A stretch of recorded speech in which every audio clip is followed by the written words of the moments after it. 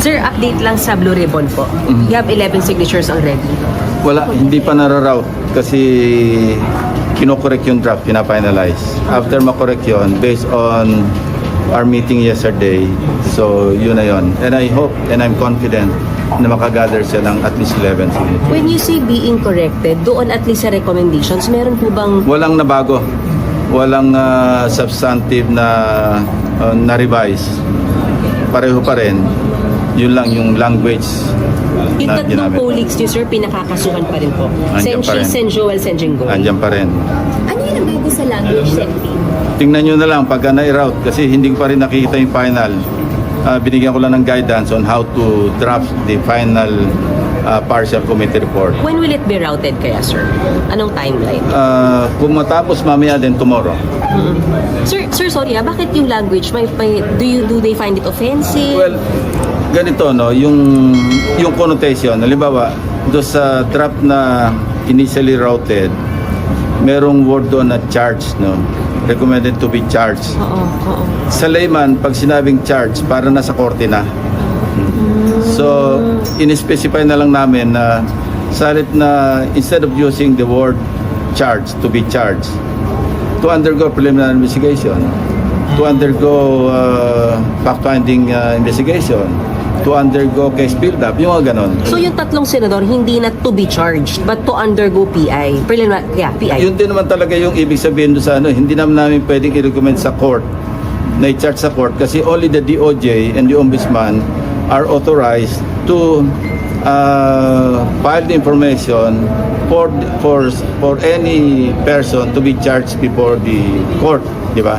So kinorek lang namin yon. So to undergo preliminary Kasi ang investigation. charge is ay parang generic yan pero sa ang connotation pagdating sa layman, no, ordinary people like us, parang ang dating kagad charge, naka-charge ka sa court.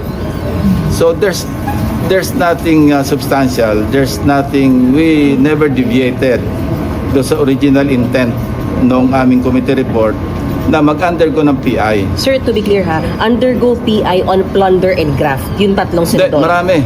Merong direct bribery, merong plunder, merong malversation, merong violation ng anti-graft, may violation ng ethical standards, marami yon. Same pa rin dun sa draft. Same pa rin. So, Same hindi pa naman rin. po ibig sabihin na nag-weaken yung recommendation ng Blue No. Ribbon Committee? No. Alright. Not at all. Instead of filing charges, undergo PI. Oh, medyo na-generalize lang or na-specify. No? Instead na to be charged, nasabi ko nga, pag sinabing charged, ito yung nagtumama sa sensitivity ng ibang mga kasama namin na pag-charge. Pagkasipin ng mga tao, charge na sa korte. Senping dun sa briefing kahapon with Ombudsman, DOJ, and AMLA. No, I cannot na-raise din divulge po kasi yung- ano yun classified information yung iba. So, Pero sir, sabi- that was an executive session where for validation. Kasi meron kaming binalidate na ito ba na-take up namin sa Blue Ribbon, anong status sa inyo, Sir, things yung like that. pagbabago ng language, did it have something to do with minority na hindi raw nagustuhan yung... Nothing to do with the minority kasi hindi pa namin nakausap yung minority eh. Nothing to do with the supposed coup against the SP? Wala. Yung pag-change Nothing to ng do. language? Ano yon? Sa majority pa lang yon. My own colleagues in the majority nagsuggest sila baka naman pwedeng isopen na hindi masacrifice yung intent. Hindi mababago yung substance. Kasi sabi ko nga may baseline ako di ba? Bottom line ko, hindi ko talaga i-report out yung hindi ako naniniwala. Sir, may po ilan din nakapirma doon sa Hindi, wala pa nga kasi nga pina-finalize yung draft para bukas mai-route. Sir, yung mga hinahanap ng ibang senador na dapat may madagdag, may mabawas, meron Not bang for them. mangyayari? Kung meron silang ganong suggestion, mag-present sila ng ebidensya. No?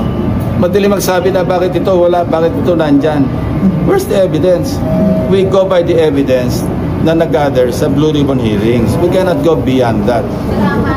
And we cannot go short of the evidence as presented. Hindi pwedeng say so, madaling mamuna eh. Bakit si Speaker ganito, bakit nasa ebidensya mag-present sila, they are members of the committee, tumulong sila, hindi sila, instead na mag-criticize lang, tumulong na lang. Recommended for PI din ba, sir, si dating Speaker Romualdez? Hindi ko matandaan kung kasama siya sa ano. Sir, si PBBM po, babalikan Malayo na yun. Kasi impeachable officer ang presidente eh. na-dismiss na nga yung impeachment complaint. So dun sa gagawin pagbabago sa ng lingwahe, confident kayo na makakakuha ng enough signatures? Confident ako. May pipirma from the minority, sir? Ano?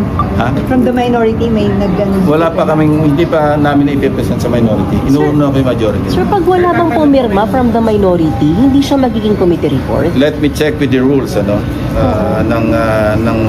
rules of procedure sa inquiries. But as far as you know, if you get 11 and all majority, you can report it out? I will have to check with the majority leader and the Senate President. Hindi ko pa na-check eh. Kahapon sana, tatanong sana to go over the rules of procedure governing inquiries in aid of legislation to find out kung merong must sign from the minority. Pero sir, di ba yung pag-sign? Sir, pag-sign, Ha? Ano na?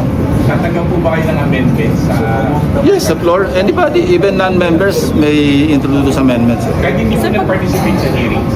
Yeah, meron naman transcript eh. May reference naman sila. May hearings pa ba? nag-sign naman not necessarily that they agree. We have to close the inquiry eh. Kaya at least one hearing. Pero sir, di ba pag nag-sign sa committee reports, not necessarily that they agree. Pwede mag-sign kahit dissent, makakadagdag siya para Yeah, pwede man sila mag-dissent. Pwede silang may amend, may interpolate with reservations. Will submit separate opinion. Anything. Maski nga hindi nakasulat doon, pwede sila mag-interpolate. Pwede sila mag-amend. So sir, possible next week ma-report out na sa plenary kung confident Hopefully. Itong LOA hearing, sir, last na. Last na to, kasi ang isang na-accomplish, may reform silang ginawa. Which to us, of course, malaki. Big leap eh. Satisfied kayo dun, sir? Sa mga Satisfied, pero iba yung implementation kesa sa nasa papel, di ba? Kaya nga nag-issue na lang ako ng reminder, ng warning. Kung may gagawin kayong kalokohan, imagine yung sarili nyo na nakatilaw kayo, may nakasulat na malaking PDL.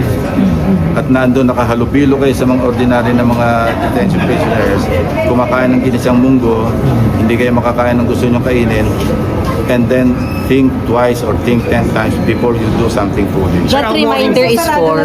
That reminder is Everybody. For, hindi lang BIR, sir. Yeah, oh. Sir, ang worry mo, 200 billion kanyo, wala tayong pagkukunan ng pondo. That's an estimate. Yun ang shortage ng yun ang shortfall sa collection, sa cash actually, pati kasama na doon yung borrowings. So paano masolusyonan, sir, na wala tayong pera? Well, that's for the executive department to resolve or to solve. Sinuggest ko lang kay Secretary Recto when he told me that. Sabi ko, mag-FLR na lang kayo sa mga walang kawawaan dyan sa budget. Sir, yung discrepancy sa... May nakikita pa kayo na dapat i-legislate to prevent yung ganun. Marami. Hindi dito sa flood control. Ang dami naman yung recommendation. Empower the ombudsman.